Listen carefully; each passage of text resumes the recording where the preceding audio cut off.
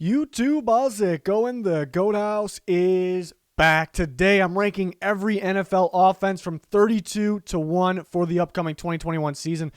Week 1 of preseason actually starts tonight. Really excited about that. We'll be talking live during these games on Twitter. Also have my preseason picks on our Twitter as well. I'll put a link down in the description and comments for that. But yeah, in season, can't wait for our content, weekly picks, score predictions, power rankings. You guys know the drill. So join us, like, subscribe. Make sure you follow that Twitter. Very important. Link down below. And here it is. You see some preseason picks down there. Again, I'll pin that link in the comments directly to that constant NFL updates here. 32 to 1 for the offenses. I think every offense is pretty solid. I'm blocking the Texans here, but the Texans are 32. I do think, the talent around the NFL, especially on the offensive side of things here, pretty damn good. So I think any offense has a shot to be good. So I don't think all these teams down here are bad. The Texans, if they had Deshaun Watson, be a whole different story, but he's just not going to play for them this year. It doesn't really feel like, unless something crazy happens. I think it'll be Tyrod Taylor. You see the difference of the Chargers offense with and without. We saw a small sample size, though. I do think the Texans' running game could be pretty solid. Lions next. They could be sneaky because I love that offensive line on paper. Will it live up to those expectations? It's not the end of the world or panic time if it's not playing well right away. I think it's a pretty good unit for the future. But if they can protect Jared Goff, they can do some damage there offensively, and they got a pretty good running back group. So Lions again could be sneaky. Wish their receiver unit was better. Giants at 30. It's hard to fully trust Daniel Jones. It's hard to fully trust that offensive line. And then you look at what's going on in camp. That offensive line's a little more messy than we even expected it to be. So I'm not really fully trusting that offense. They added all these weapons. That's fantastic. I love Kenny Galladay's game. If he's healthy, I really think he'd be a top 5 receiver, but he's already had some minor injury pop up here in training camp. So a lot's got to turn around there. It starts with Daniel. You could argue it starts with Daniel Jones, or it starts with the offensive line. So we'll see what happens with this offense. If Saquon Barkley can show us that he can stay fully healthy, they got a running game, and that running game could open up the passing game. So they got a lot to prove to us here. A lot of people doubting, understandable. Bears at 29. I mean, if Justin Fields is the starter, this is actually going to change. They're going to get a boost because I believe in Justin Fields more than Andy Dalton. Even if he could have some rookie mistakes, I think you keep defenses on their toes. I think you stretch the field more with Justin Fields. I think you're just better all around, So I think it'll be Andy Dalton. We're going to see a significant amount of Justin Fields in the first preseason game. I'm excited about that. But with Andy Dalton, no one's really going to be fearing the pass too much, especially downfield. We'll see some stacked boxes against a pretty good running attack here for the Bears. But the offensive line seems to be a bit messy, especially at the tackle positions right now in training camp. So those things kind of keeps them towards the bottom. Again, if Justin Fields gets in there, I'm liking him a lot more. You kind of fear the offense a little bit more. You're able to do more things. Jets at 28. Team I've been really back and forth on. They could be sneaky because we could see some spread looks. They're going to air the ball out, load of receivers. Michael Carter can be involved in that passing game as the running back. They could be dangerous, but will they have much of an actual running game?